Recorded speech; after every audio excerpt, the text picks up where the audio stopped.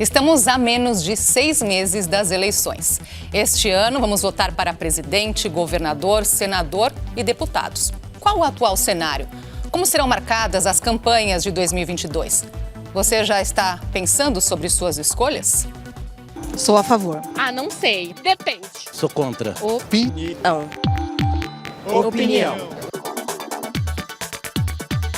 É sempre importante a população participar do processo eleitoral. Porque é nosso futuro, não tem como não pensar. Pessoalmente, ainda não estou pensando ainda.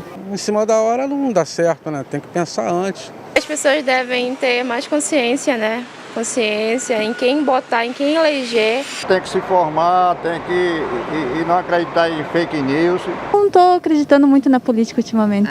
Eu acho que todo mundo deveria ler bastante, se informar bastante, porque essa eleição vai definir o futuro do nosso país. Recebemos nessa conversa o cientista político Carlos Melo, professor do INSPER, Marcelo Vitorino, professor de marketing político da ESPM, e Oswaldo Amaral, diretor do Centro de Estudos de Opinião Pública da Unicamp. Obrigada por estar aqui hoje com a gente. Obrigado. Olhando para esse cenário que está aí se desenhando hoje, é possível pensar o que vem pela frente, professor? Olha, pensar o que vem pela frente, adivinhar o que vem pela frente, de fato não é? Mas dá para você desenvolver um raciocínio, por exemplo, quando comparado com a eleição passada, a eleição de 2018. A minha avaliação é que essa eleição tende a ser muito diferente da de 2018. A 2018 foi uma eleição que primou por uma tentativa de ruptura, uma eleição que buscou um outsider, uma eleição muito baseada, no descontentamento com o sistema político, com um certo ressentimento por tudo que aconteceu. Evidentemente, eu não acho que essas questões do descontentamento com o sistema político tenham sido resolvidas, não foram. Mas me parece que há uma decepção, em se ter votado com esse tipo de sentimento, independente do resultado, mas se ter votado com esse tipo de ressentimento. E quando você olha as pesquisas hoje, elas mostram que há uma tendência de buscar experiência, de buscar um pouco mais de comedimento, porque você tem problemas que precisam ser resolvidos e simplesmente um discurso agressivo já se viu que não resolve. Eu concordo com o professor Carlos. Em 2020 a gente já viu isso nas eleições municipais, a questão de candidatos que contavam com alguma experiência, que já tinham passado por algum teste. Então aquela onda que vinha de 2016, 2018, de ser totalmente contra o sistema e vamos substituir todos que estão aí, isso realmente mudou. Acho que a eleição deve adquirir um caráter plebiscitário, como acontece normalmente com eleições em que o presidente é candidato à reeleição. E nesse momento, como o Carlos colocou, é difícil a gente prever, ter certeza do que vai acontecer, mas os principais jogadores estão aparentemente bem colocados. Nas eleições para o legislativo e mesmo para os governos estaduais, o que a gente tem observado nos últimos anos é uma tendência cada vez maior do eleitor escolher mais na frente. Então a gente vê ali no pessoal falando, nas entrevistas, que tem que olhar, tem que analisar, mas o que tem acontecido é que cada vez mais o eleitor, e não é só um Para o eleitor é cedo, então? Para a presidência da República, talvez não ainda, não seja mais tão cedo, mas para o legislativo e para os governos estaduais ainda é cedo. No mundo inteiro, esse é um fenômeno que vem acontecendo. Os eleitores têm escolhido mais tarde. Aproveitando esse gancho aqui, que teve essa comparação em relação a 2018, professor Marcelo, o que dizer aí das eleições agora nas mídias digitais, nas redes sociais? Deve ter alguma coisa diferente aí? Bom, a gente já tem uma redução na disseminação de boato pela internet porque algumas plataformas adotaram medidas restritivas. Então, o WhatsApp ele já vem apresentando mais dificuldade para quem planeja disseminar boato em massa. Não estou falando daquela pessoa que recebeu no grupo de WhatsApp da família e está repassando, mas sim de grandes gestores de disseminação de conteúdo. Então o WhatsApp ele vem combatendo isso. O Facebook também tomou algumas medidas para evitar o impulsionamento de conteúdo falso. Então hoje você precisa ter uma conta verificada como humano para poder fazer um impulsionamento de conteúdo político. Não é para todos, mas pelo menos política já é um avanço. Então, essa questão de boato, não estou dizendo que não vai ter, mas vai ser mais leve do que foi em 2018. 2020 já mostrou uma redução. E aí a tendência que fica para os candidatos de fato trabalharem, porque esse é o principal, é levar a proposta para o eleitor, está na segmentação de conteúdo. Porque o que eu venho observando é que as pessoas ficaram muito imediatistas no conteúdo. Se tem algo que desagrada, ela já rola o dedo e acabou o conteúdo. Então, todos os candidatos vão ter que apostar numa super segmentação, não mais pensando em classe social ou faixa etária, mas sim em padrão, né, de interesses. A pessoa que gosta de tecnologia, ela vai ter que ter um programa de conteúdo para ela. Isso vai exigir muito das equipes de comunicação. E que tema que deve nortear, professor? Eu queria explorar duas questões que meus colegas colocaram, que eu acho que são muito importantes. A primeira delas é a questão do voto, quando que o voto se decide, né? O Oswaldo tem razão, que a tendência é deixar mais para frente, mas os dados de pesquisa desta eleição para presidente da República é interessante, porque parece haver uma consolidação de opinião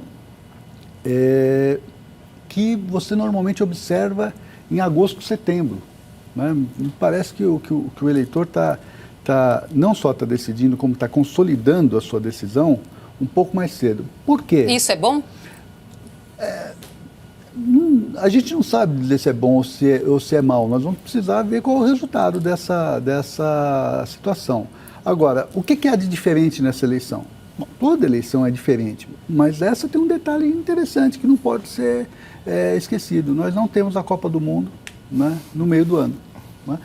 Mas a Copa do Mundo define resultado? É claro que a Copa do Mundo não define resultado, mas ela retira a atenção. Né? Ela faz com que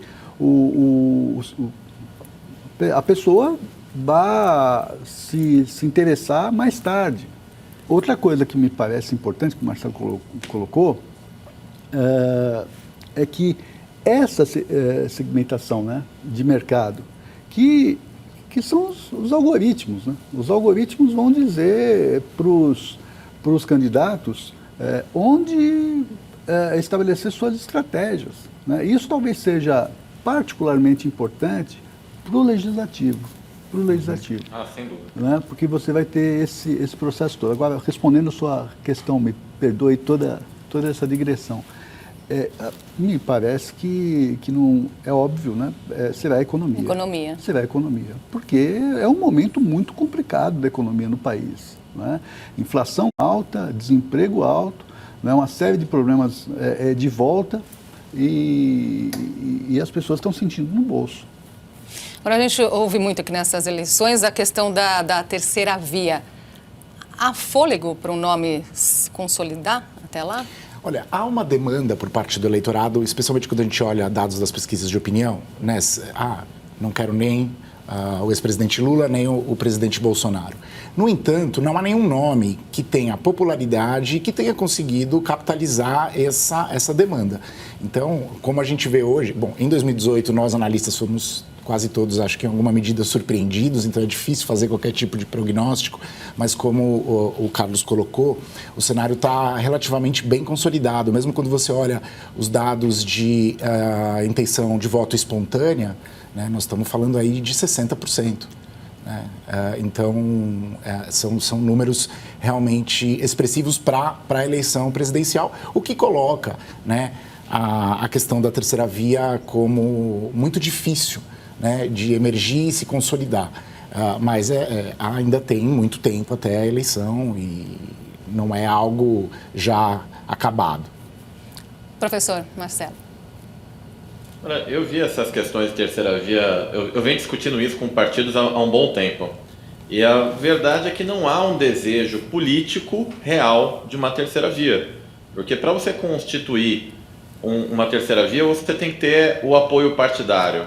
É muito difícil. Se for de outra forma, tem que nascer como o atual presidente, que nasceu de uma construção de muitos anos. Essa construção não foi feita nos últimos 4 anos. Então, uma terceira via agora teria que ser por via partidária. Vários partidos se unindo, abrindo mão e lançando um candidato. Teria que ser alguém que tivesse uma presença muito forte.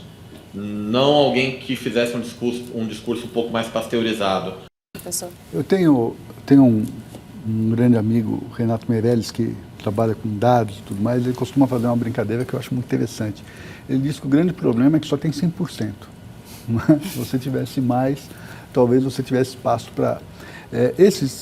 Esse voto está mais ou menos consolidado, e o problema é o seguinte: você vai pegar alguma coisa perto de 25%, né, daqueles que dizem, que são chamados de nem um, nem outro, e você vê que esses 25%, 24%, 25%, eles estão fragmentados.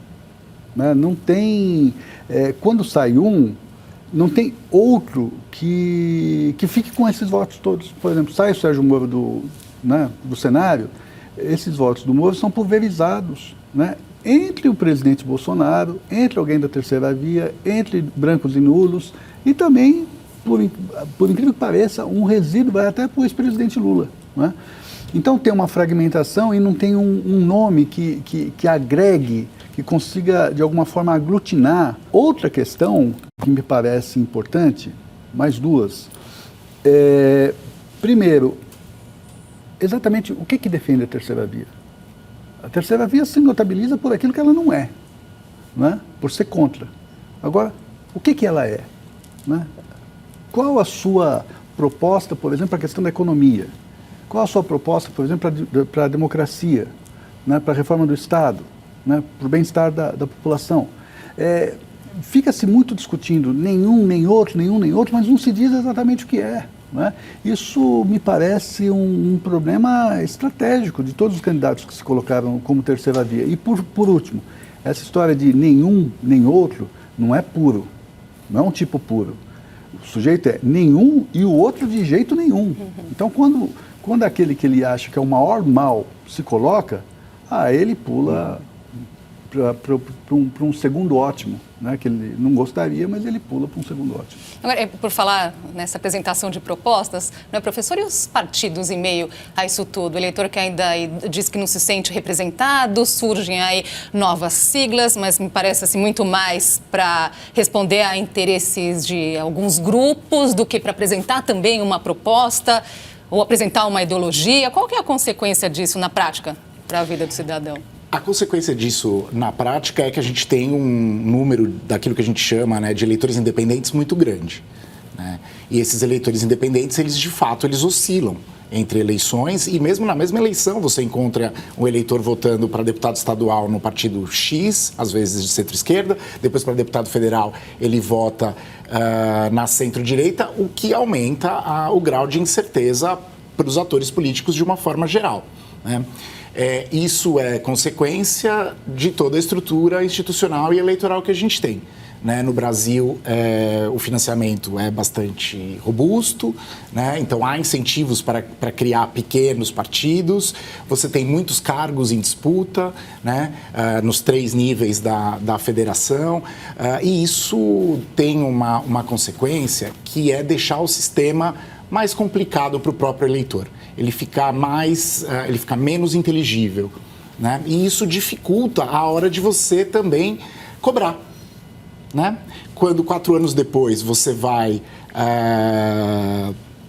votar de novo, você não lembra em quem você votou. A gente faz uma pesquisa, que é uma pesquisa pós-eleitoral na Unicamp, a gente vai para campo uma semana depois das eleições. 70% das pessoas não lembram em quem votou para deputado federal. É muita coisa. Uma semana depois das eleições. Uma semana depois.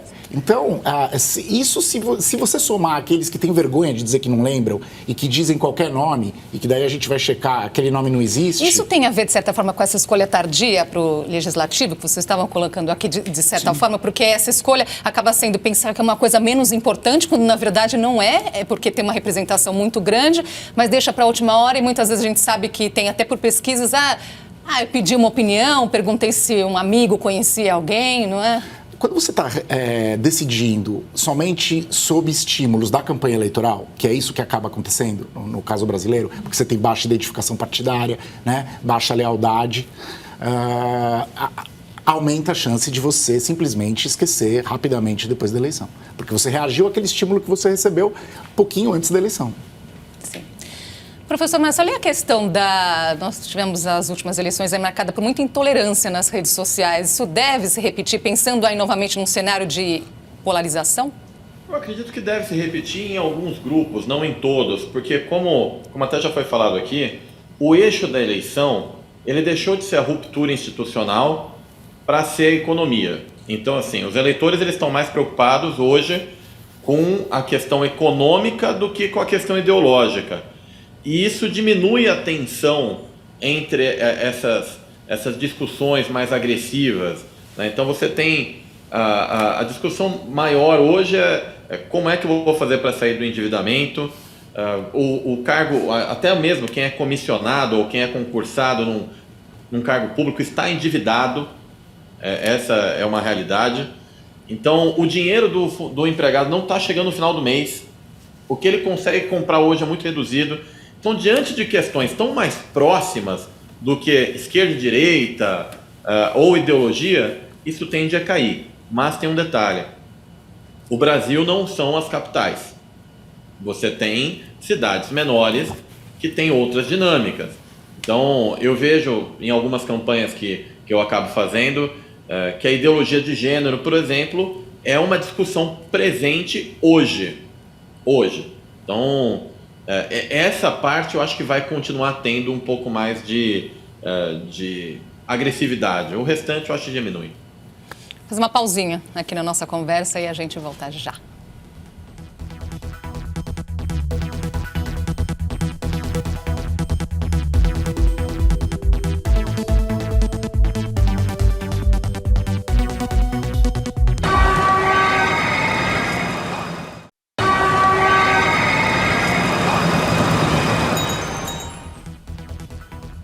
Voltamos a conversar sobre o cenário deste ano eleitoral com o cientista político Carlos Mello, professor do INSPER, Marcelo Vitorino, professor de marketing político da ESPM e Osvaldo Amaral, diretor do Centro de Estudos de Opinião Pública da Unicamp.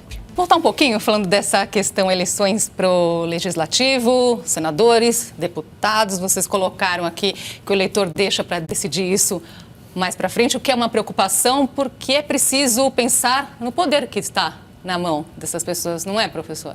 Eu acho que as pessoas ainda não se deram conta do poder que o pessoal, que deputado federal e senadores têm.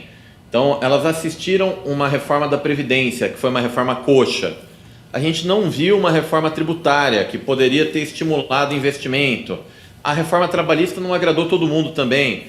Então, os proporcionais...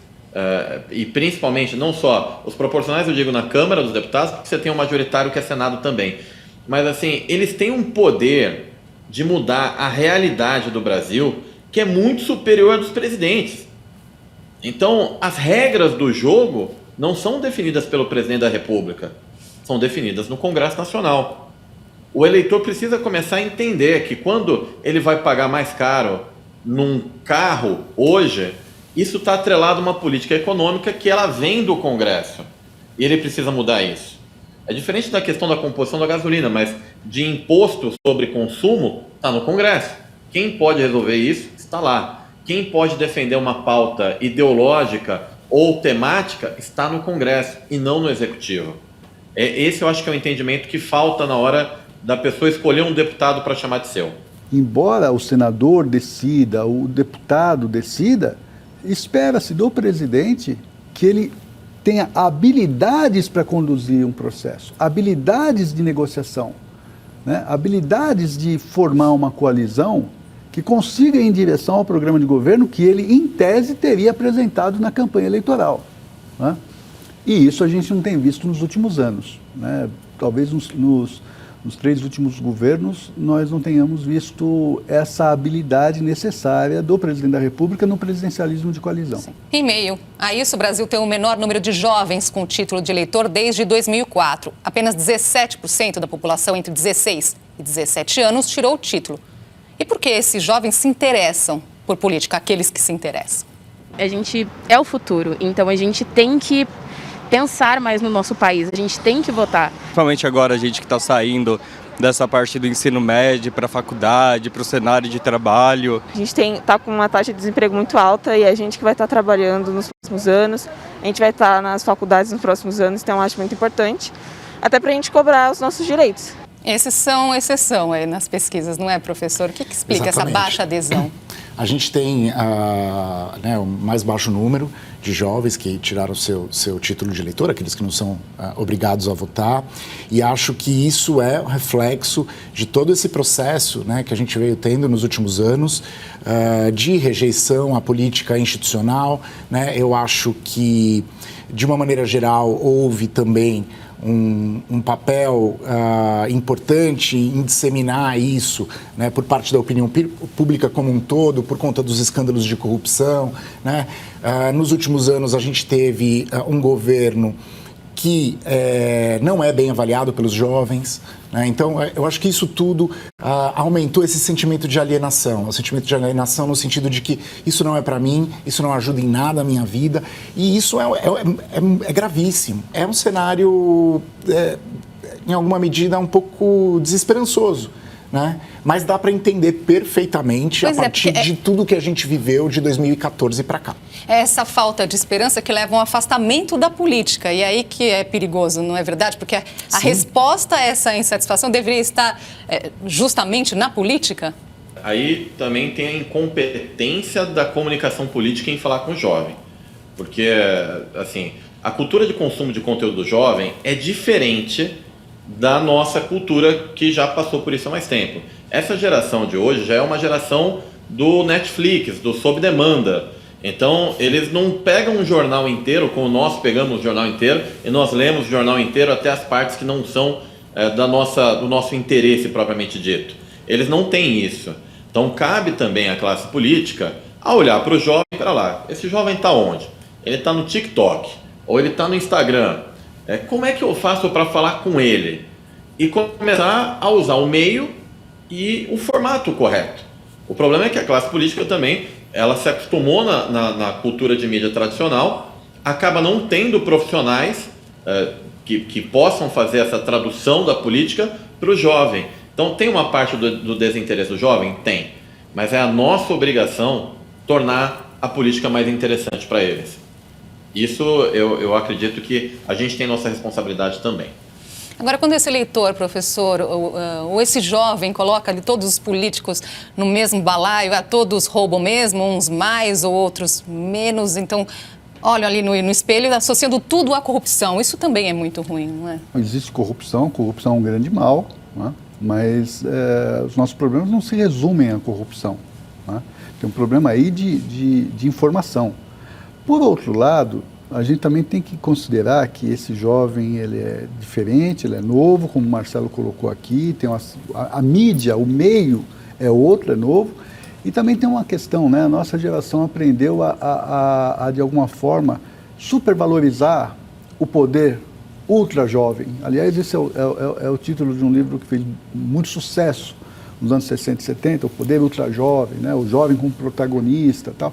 O jovem que surgiu depois da Segunda Guerra Mundial, né? Voltado para a questão da democracia e tal. Esse jovem não existe mais. A demanda, né, da juventude agora é outra, né? E a gente não consegue falar, sabe por quê? Porque o jovem é o futuro. E a crise é tão grande que a gente não consegue vislumbrar o futuro. A política hoje se faz a partir de uma narrativa dos bons tempos que passaram, da nostalgia. Né? E não é só no Brasil. Então é muito difícil comunicar com quem está olhando para frente, não quem está olhando para trás. Estamos chegando ao fim, então recado final para o eleitor, professor. Recado final para o eleitor é para ele manter a calma, né? Confiar no resultado eleitoral, porque as nossas eleições são limpas, são seguras, né? E tudo isso que o pessoal tem dito aí sobre, né, a insegurança das urnas eletrônicas, isso não é verdade. Então, vamos ter calma, votar, respeitar o resultado da eleição, que é isso que a democracia precisa. Professor Marcelo. Bom, meu recado final é para que os eleitores olhem para a política com mais carinho e menos partidarismo, porque dentro da social-democracia, ou da liberal-democracia, ou do conservador-democrata, todas essas correntes, elas fazem parte da sociedade. Então não deve ter só uma que é certa. Então é para isso que a gente tem um modelo, vamos dizer assim, bastante equilibrado. Então olhem para os candidatos, menos pela ideologia e mais pelas suas trajetórias, o que eles pretendem apresentar e se eles têm condições de fazer aquilo que eles estão propondo. Professor. Primeiro, acredite na eleição. Acredite no sistema eleitoral brasileiro, né? A urna eletrônica, a gente faz tudo hoje pelo meio eletrônico. Fazemos transações bancárias pelo meio eletrônico, compramos, né, tudo pelo meio eletrônico e podemos votar também. O sistema tem segurança. Agora, para acreditar e fazer isso bem feito, para que sempre essa crença se mantenha e que esse sistema se mantenha, envolva-se com a política, conheça a política e vote da melhor forma. A resposta está possível. nela, professor. Exatamente. Obrigada pela presença hoje aqui. Até uma próxima oportunidade. Muita coisa ainda para acontecer esse ano, não é?